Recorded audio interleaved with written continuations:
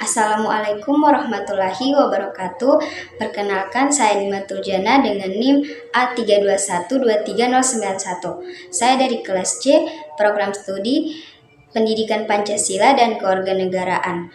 Tujuan saya membuat video ini untuk memenuhi mata kuliah studi masyarakat Indonesia. Baik, langsung saja. Di sini ada dua materi kelompok. Yang pertama, kelompok sosial di Indonesia dan stratifikasi masyarakat pedesaan dan perkotaan, yaitu kelompok 7 dan 8. Ada beberapa pertanyaan, yaitu yang pertama, jelaskan lebih lanjut mengenai kata stabil sebagai syarat kelompok menurut Baron. Yaitu menurut Baron, stabilitas adalah salah satu syarat utama terbentuknya kelompok. Keberlanjutan dan konsistensi hubungan di dalam kelompok. Yang kedua, bagaimana proses terbentuknya suatu kelompok sosial dalam masyarakat, yaitu proses terbentuknya kelompok sosial dalam masyarakat melalui beberapa tahapan. Yang pertama, interaksi sosial, kesamaan, kepentingan atau tujuan, norma dan aturan bersama, kesadaran keanggotaan, dan struktur sosial. Proses ini bersifat dinamis, dipengaruhi oleh budaya, kebutuhan sosial, dan perubahan lingkungan di masyarakat. Yang ketiga, bagaimana perbedaan pola stratifikasi sosial, pedesaan dan perkotaan mempengaruhi akses terhadap sumber daya ekonomi, yaitu di pedesaan stratifikasi sosial bersifat tradisional seperti keturunan, kepemilikan lahan, atau peran adat sehingga akses ekonomi lebih terbatas.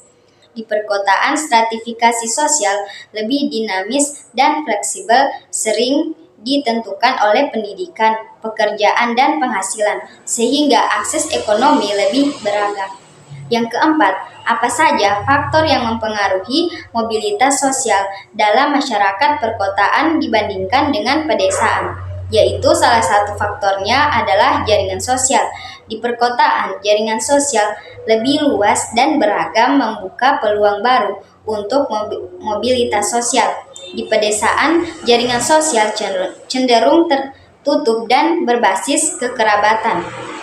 Yang kelima, bagaimana cara mengatasi konflik dalam kelompok sosial? Yaitu cara mengatasinya konflik dalam kelompok sosial, komunikasi terbuka, mediasi dan negosiasi, fokus pada solusi bukan kesalahan, menyelesaikan secara bertahap. Pendekatan ini membantu menciptakan harmoni dan memperkuat solidaritas. Yang keenam, faktor ekonomi apa saja yang mempengaruhi stratifikasi masyarakat di daerah pedesaan dan perkotaan? Di pedesaan, stratifikasi didominasi oleh kepemilikan lahan dan keterbatasan pekerjaan. Di perkotaan lebih dipengaruhi oleh variasi pekerjaan, pendapatan, dan akses ke sumber daya ekonomi. Yang ketujuh, apakah konsep lapisan-lapisan sosial dalam masyarakat pedesaan masih dapat diterapkan dalam konteks globalisasi dan perubahan sosial? Ya, konsep lapisan sosial di masyarakat pedesaan masih dapat diterapkan, tetapi mengalami penyesuaian akibat pengaruh budaya lokal dan perubahan struktur.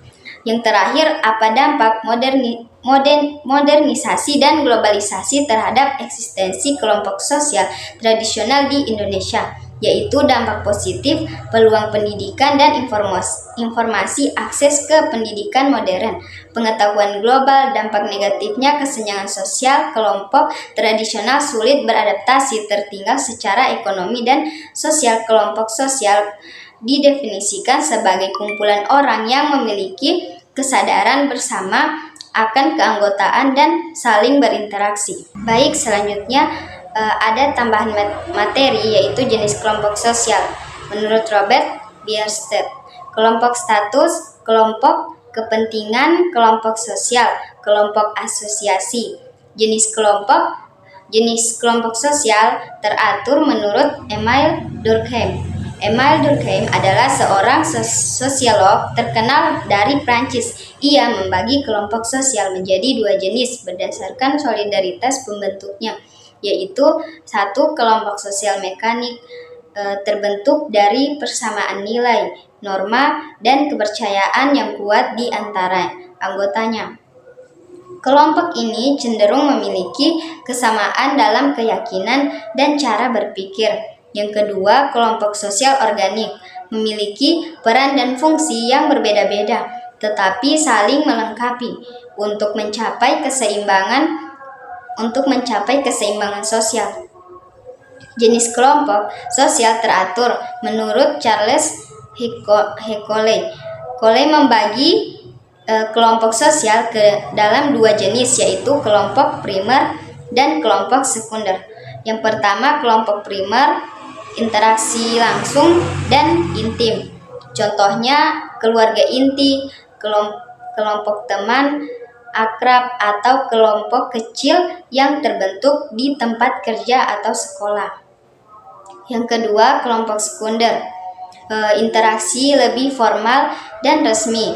Contohnya, para pegawai yang bekerja di sebuah perusahaan besar. Kelompok sosial tidak